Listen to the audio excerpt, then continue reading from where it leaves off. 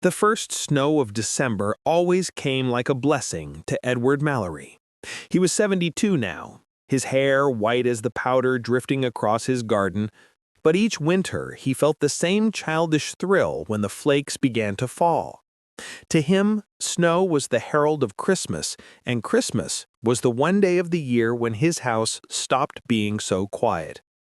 For nearly 4 decades, Edward had hosted Christmas Eve and Christmas Day at the old family home.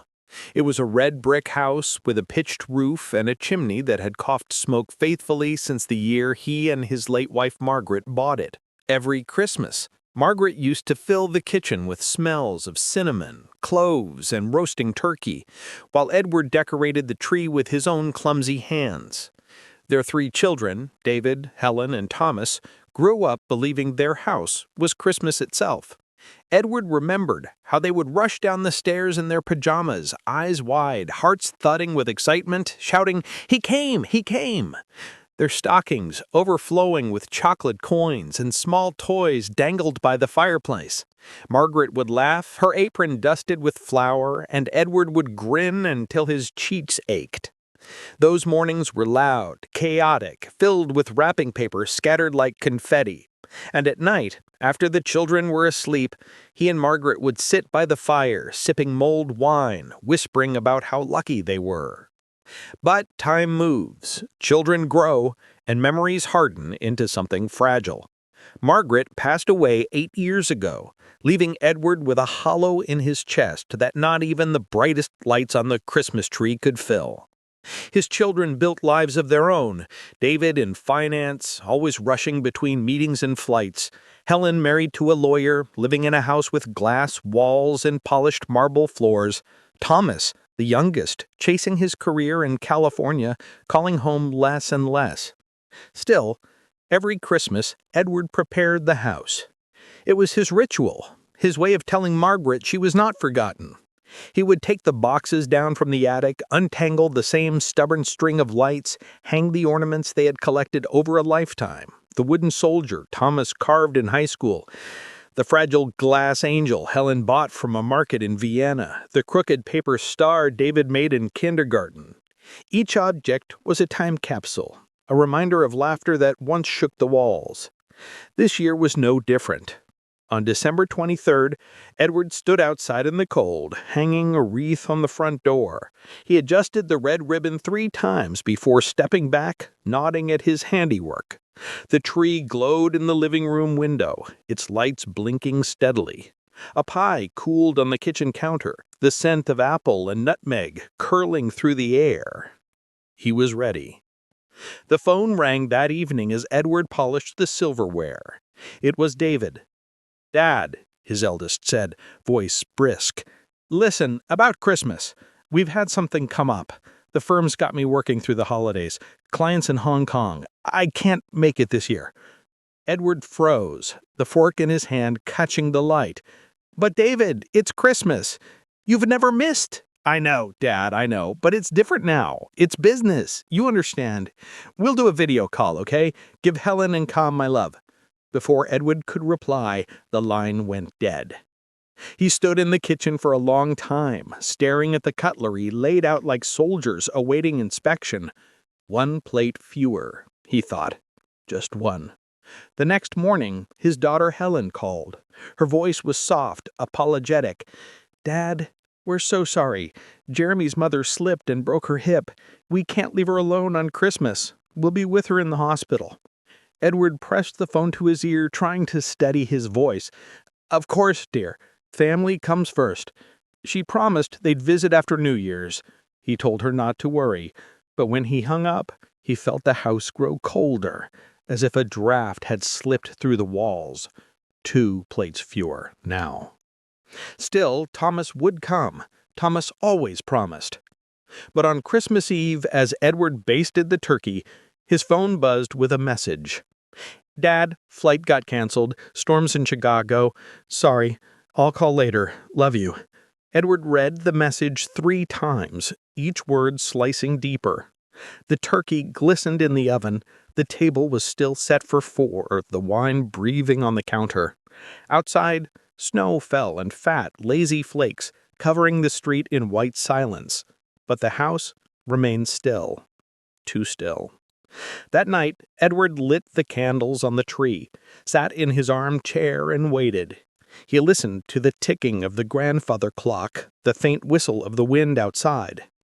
Midnight arrived, and the only voices in the house were the echo of memories.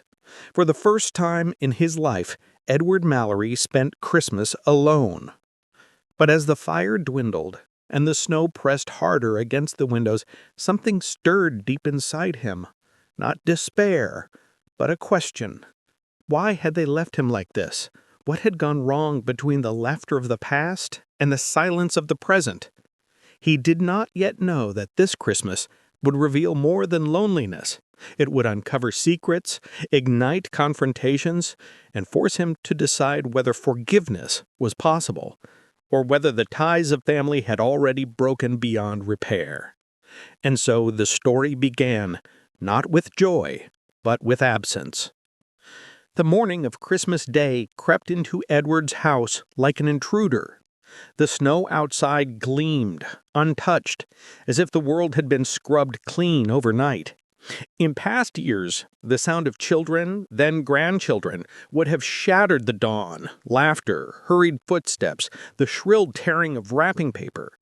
But this year, the house offered only the groan of floorboards as Edward rose from bed. He put on his thick slippers, shuffled to the kitchen, and boiled water for tea.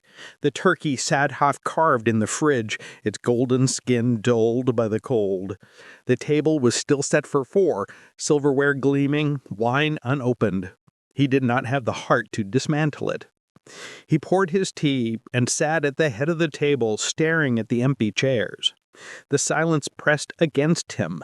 It was not the gentle quiet of peace, but the oppressive hush of absence, like a theater after the curtain falls. He thought of Margaret again. She would have known what to do, how to laugh at the misfortune, how to call each child and coax them into promises for next year.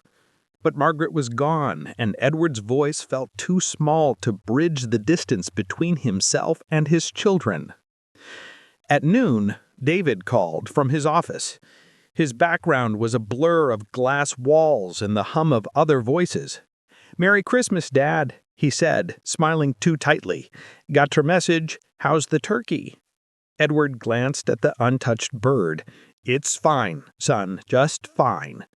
Listen, I'll wire you something later, okay?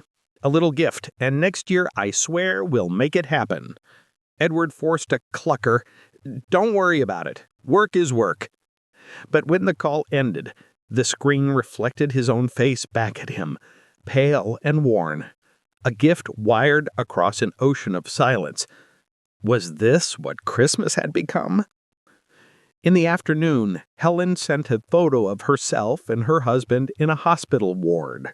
Jeremy's mother smiling faintly in bed, her leg in a cast. The children stood awkwardly at her side, dressed in sweaters, holding unopened presents.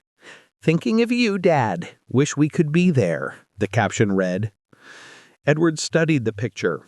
Everyone smiled, but their eyes told another story. Was it guilt or just distraction? He could not tell. And by evening, Thomas had not called. The text from the night before was the only proof of his voice. Edward tried ringing him twice, but each time the call went to voicemail. The last time, Edward left a message.